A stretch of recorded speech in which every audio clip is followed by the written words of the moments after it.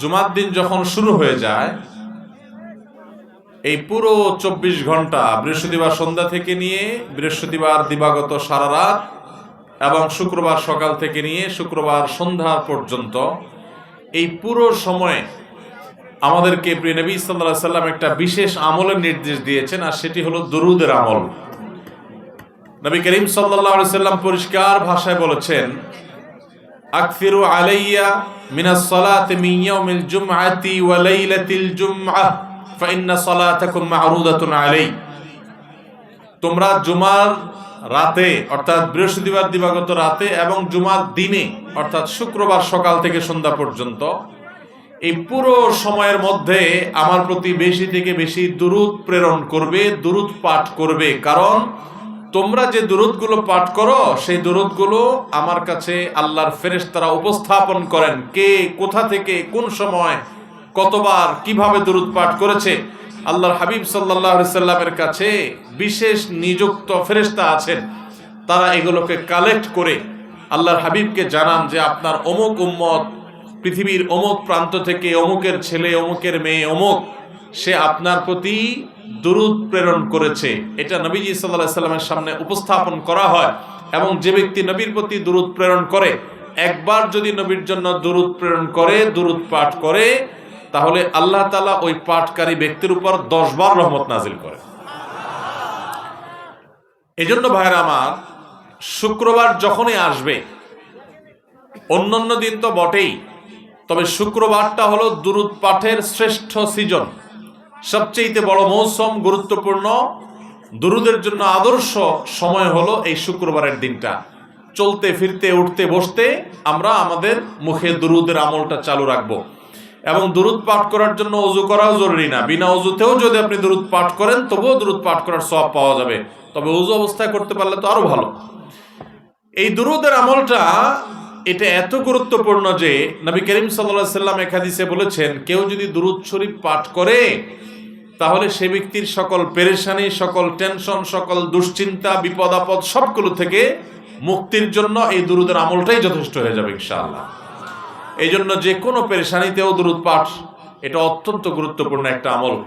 শুক্রবার যখনই আসবে, আজ থেকে আমরা সারা জীবনের জন্য অভ্যাস গড়ে নেই, বাসার লোকদেরকে মনে করাবার জন্য, স্মরণ করাবার জন্য আমরা জোরে জোরে দুরূদ পাঠ করব। বৃহস্পতিবার সন্ধ্যা থেকে নিয়ে একেবারে শুক্রবার সন্ধ্যার আগ পর্যন্ত একটু জোরে জোরে আওয়াজ দিয়ে অন্যকে স্মরণ করানোর উদ্দেশ্যে আমরা পড়ব, আর নিজে মনে মনে যতটুকু সম্ভব পাঠ করব। বিশেষ কোনো দুরূদ পাঠ করতে হবে এমন কোনো জরুরি না, আপনি শুধু সাল্লাল্লাহু আলাইহি সাল্লাম পড়লেও দুরূদ পাঠের সওয়াব পাবেন। তবে সবচেয়ে উত্তম দুরূদ হলো দুরূদ ইব্রাহিম, যেটা আমরা নামাজে পড়ি। আল্লাহুম্মা সাল্লি আলা মুহাম্মাদ ওয়া আলা আলি মুহাম্মাদ কামা সাল্লাইতা আলা ইব্রাহিম ওয়া আলা আলি ইব্রাহিম ইন্নাকা হামিদুম মাজিদ। আল্লাহুম্মা বারিক আলা মুহাম্মাদ ওয়া আলা আলি মুহাম্মাদ কামা বারাকতা আলা ইব্রাহিম ওয়া আলা আলি ইব্রাহিম ইন্নাকা হামিদুম মাজিদ। দুরূদ পাঠের মধ্যে কি আছে? দুরূদ পাঠের মানেটা কি? দুরূদ পাঠ মানে হলো নবী সাল্লাল্লাহু আলাইহি সাল্লামের জন্য আল্লাহর কাছে দোয়া করা, আল্লাহর কাছে আহ্বান করা। আপনি দুরূদ পাঠ করলেন মানে হলো আল্লাহর কাছে দরখাস্ত করলেন যে, ভাই আশেপাশে মোবাইলে কথা বলে তো সমস্যা। দুরূদ পাঠের মানে হলো নবী সাল্লাল্লাহু আলাইহি সাল্লামের জন্য দোয়া করা। এই জন্য আমরা যখন দুরূদ পাঠ করব, তার মানে হলো আমরা দোয়া করলাম, হে আল্লাহ আপনি আপনার হাবিবের প্রতি রহমত নাজিল করেন। আল্লাহ তো তার রাসূলের প্রতি এমনিই রহমত নাজিল করবে, আপনি দোয়া করলেও করবে, আপনি দোয়া না করলেও, কিন্তু আপনি দোয়া করলে মাঝখান থেকে আপনি সৌভাগ্যবান হয়ে যাবেন ইনশাআল্লাহ। সবাই আমলটা করবো তো ইনশাআল্লাহ। আল্লাহ আমাদের সবাইকে তৌফিক দান করুন। ভাইরা আমার, জুমার দিন যখন শুরু হয়ে যায় তখন আমরা এই দুরূদ পাঠের আমলের পাশাপাশি আরো কিছু আমল আছে যেগুলো করবে। এর ভিতরে আরেকটা আমল হলো জুমার দিন, কার আওয়াজ হচ্ছে ওদিক থেকে? ভাই এদিকে কারোর মোবাইল আওয়াজ আসছে, আমরা একটু মোবাইল টিপাটিপি বন্ধ রাখি স্টেজে। হ্যাঁ, এই ক্যামেরা, এই মোবাইল আল্লাহ এটা কে উঠেছে? 3 তালা লাগাইছে ওই যে ওইটা। এই ভাই এই মোবাইলটা তুমি নামাও, একসাথে ডাবল ইয়ে করার দরকার কি? হাত করছো আর একটু নামাইতে পারতা, বাস ঠিক আছে, একটু সবর করেন, আপনারা সবর করেন, একটু ধৈর্য ধারণ করেন ইনশাআল্লাহ। তো শুক্রবারে দুরুদ পাঠ ছাড়াও আরো একটা আমল আছে ভাই, যে আমলের সওয়াব পৃথিবীতে অন্য যে কোনো আমলের চাইতে বেশি, এত বেশি সওয়াব, এত বেশি বিনিময় আল্লাহ তাআলা অন্য কোনো আমলে দিবেন না, শুক্রবার একটা আমল করলে দিবেন। সেটা বলবো? সে আমলটা হলো নবী করিম সাল্লাল্লাহু আলাইহি সাল্লাম বলেছেন, মান বাক্কারা ইয়াউমাল জুমআতি ওয়াবতাকার, যে ব্যক্তি জুমার দিন আগে আগে ঘুম থেকে উঠবে, ফজর নামাজ তো জামাতের সাথে পড়তেই হবে এবং মসজিদেও আগে আগে যাবে, আর ওয়াগাসসালা ওয়াগতাসাল, ভালো করে উত্তম রূপে গোসল করবে জুমার দিন উপলক্ষে গোসল করা সুন্নাত। হ্যাঁ, যে গোসল করবে উত্তম রূপে, ফরজ গোসল হলে ফরজ গোসল করবে, নফল গোসল হলে নফল গোসল করবে জুমার দিন, এবং সুম্মা মাশা ইলাল মসজিদি ওয়া লাম ইয়ারকাব ওয়া মাশা ইলাল মসজিদি ওয়া লাম ইয়ারকাব, এবং মসজিদে পায়ে হেঁটে হেঁটে যাবে, কোনো বাহনে যাবে না। এরপরে সুম্মা দানা মিনাল ইমাম, মসজিদে যে জুমার দিন ইমামের যদি খুব কাছে কাছে যেতে পারে, ওয়ালাম ইয়ালগু, এবং কোনো অনর্থক কোনো কথাবার্তা না বলে, যে আমল করলো, তেলাওয়াত করলো, দুরুদ পড়লো, বসে থাকলো, ওয়াজ শুনলো, খুতবা শুনলো, এইভাবে যদি নিরিবিলি সে মসজিদে যায় এবং ইমামের কাছাকাছি গিয়ে বসে, তাহলে মোট কয়টা কাজ হলো? সকালে আগে আগে উঠা, মসজিদে আগে আগে যাওয়া জুমায়ও, দ্বিতীয়ত হলো গোসল করা উত্তম রূপে, 3 নম্বর হলো মসজিদে পায়ে হেঁটে যাওয়া, 4 নম্বর হলো ইমামের কাছাকাছি গিয়ে বসা, তার মানে আগে আগে যেতে হবে, সেজন্য আর জন্য ঘাড়ের উপর দিতে যাওয়া নিষেধ, আগে আগে যেতে হবে, ইমামের কাছাকাছি বসতে হবে। আর 5 নম্বর হলো কোনো অনর্থক কাজ করা যাবে না, অনর্থক কথা বলা যাবে না। মসজিদে গিয়ে আড্ডা মারলেন, কথা বললেন, গল্প করলেন, এগুলো করা যাবে না।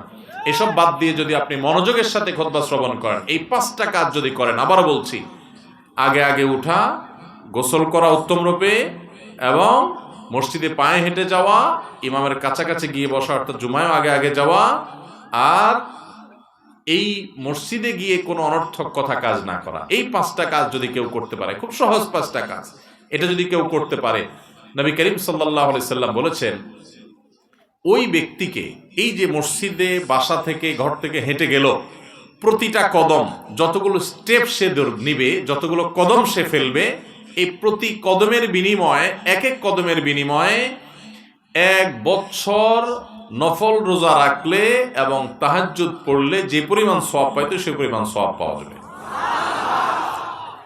1 বছর রাত জেগে ইবাদত করা এবং 1 বছর নফল রোজা রাখার সওয়াব পাওয়া যাবে। তাহলে যদি কারো বাড়ি থেকে 100 কদম মসজিদের দূরত্ব হয়, তাহলে সে এই 5টা কাজ করার মাধ্যমে, সহজ 5টা কাজ, আমরা তো এমনিই করি, নিয়ত করি করব এখন থেকে, যে আমি আগে আগে ঘুম থেকে উঠবো, যত দেরিতে ঘুমাই না কেন রাতে, যদি দেরিতে ঘুমানো উচিত না, তারপরও শুক্রবার ফজর আমাকে আগে উঠতে হবে। কারণ জানেন, শুক্রবার ফজরের নামাজ জামাতের সাথে পড়া হলো সারা বছরের, সারা জীবনের সবচেয়ে শ্রেষ্ঠ নামাজ।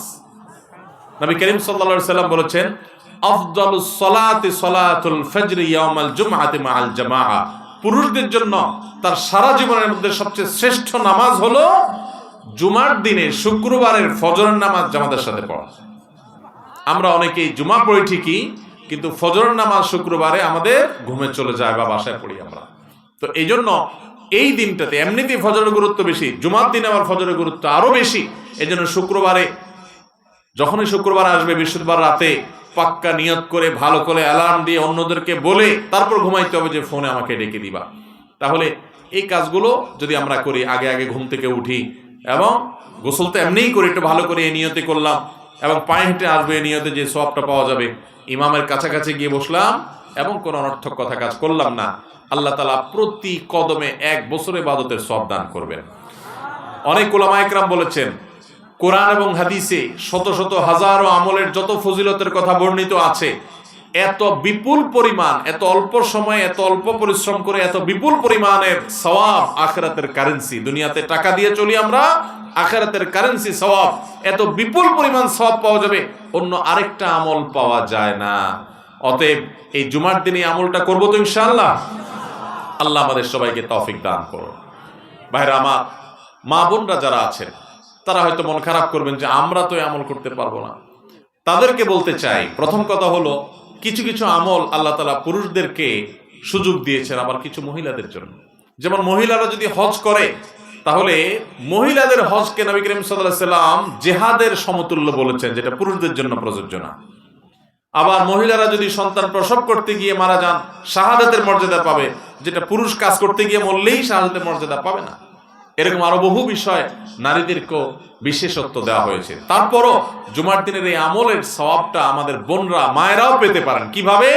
নাম্বার 1, তাদের বাসায় যে পুরুষরা আছে, ছেলে আছে, বাবা আছে, ভাই আছে, স্বামী আছে, তাদেরকে উৎসাহ উদ্বুদ্ধ করে প্রেরণা দিয়ে এই আমলটা যদি করাইতে পারে এবং তাদেরকে শিখাই দিলেন, বুঝাই দিলেন, জানাই দিলেন এবং তাদেরকে উৎসাহ দিয়ে ফজরে উঠাই দিলেন, জুমা আগে পাঠাই দিলেন, বলে দিলেন ঠিকমতো, তাহলে যে ব্যক্তি কোনো ভালো কাজের পথ কাউকে দেখায়, আদ-দাল্লু আলাল খাইরি কাফাইলিহি, তাহলে ওই ব্যক্তি ওই কাজটা করে যে পরিমাণ সওয়াব পাবে, যে কাজটা দেখাইলো তাকে, যে পথটায় পরিচালিত করলো, উদ্বুদ্ধ করলো, সে তাকে বের করে দিল, সাহায্য করলো, তাকে আল্লাহ তাআলা অনুরূপ সওয়াব দান করবেন।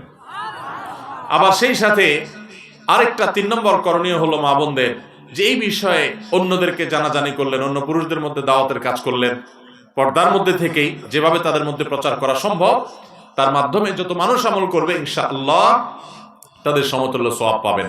নাম্বার 4, মা বোনরা এই একই সওয়াব পাওয়ার জন্য তাদের সুযোগ হলো যে তারা যদি নিয়ত করেন যে আল্লাহ, আমি যদি পুরুষ হতাম এবং সুযোগটা আমি নিতে পারতাম তো কোনোভাবে আমি ছাড়তাম না, পাক্কা যদি নিয়ত করে, তাহলে আল্লাহ তাআলা ওই মা বোনদেরকে আমলটা না করলেও এই পরিমাণ সওয়াব দান করবেন। কারণ নবী সাল্লাল্লাহু আলাইহি সাল্লাম বলেছেন, মান হাম্মা বিহাসানাতিন ফালাম ইয়ামালহা, কোন ভালো কাজের কেউ প্রতিজ্ঞা করছে কিন্তু করতে পারে নাই কোনো কারণে, আল্লাহ তাআলা তাকে সমান সওয়াব দান করবেন। অতএব আমরা সবাই চেষ্টা করব তো ইনশাআল্লাহ। আল্লাহ তাআলা আমাদের সবাইকে তৌফিক দান করুন। তাহলে শুক্রবারের 2টি আমলের কথা আমরা 3টি আমলের কথা আমরা জানলাম। এক হলো দুরূদ শরীফ বেশি বেশি পড়া, 2 নম্বর হলো শুক্রবার ফজর নামাজটা জামাতের সাথে বিশেষ গুরুত্বের সাথে পড়া, আর 3 নম্বর হলো শুক্রবারে জুমার দিনে 5টা ছোট ছোট কাজের মাধ্যমে প্রতি কদমে 1 বছর ইবাদতের সওয়াব লাভ করা। আল্লাহ আমাদের সবাইকে আমলের তৌফিক দান করুন। আরেকটা গুরুত্বপূর্ণ আমল আছে, শুক্রবারে সূরা কাহফ তেলাওয়াত করবেন। আরেকটা আছে আসরের পরে দোয়া কবুল হয়। শুক্রবারে একটা সময় আছে দোয়া কবুল হয়, হাদিসে সেটা ফিক্স করা হয় নাই, কিন্তু মুহাদ্দিসরা অনেকেই ধারণা করেছেন সেটি হলো আসরের পরে, মাগরিবের আগ পর্যন্ত। যেখানে যে অবস্থা থাকেন ওই অবস্থায় আপনি মনে মনে আল্লাহর কাছে দোয়া শুরু করবেন, আর যদি নিরিবিলি হাত তুলে কিবলামুখী হয়ে আল্লাহর কাছে দোয়া করতে পারেন সেটা আরো ভালো। আল্লাহ তাআলা আমাদের সবাইকে জীবনে যতগুলো আমরা শুক্রবার পাবো সবগুলোকে সর্বোত্তম ব্যবহার করার তৌফিক দান করবেন, আমিন। সম্মানিত উপস্থিতি।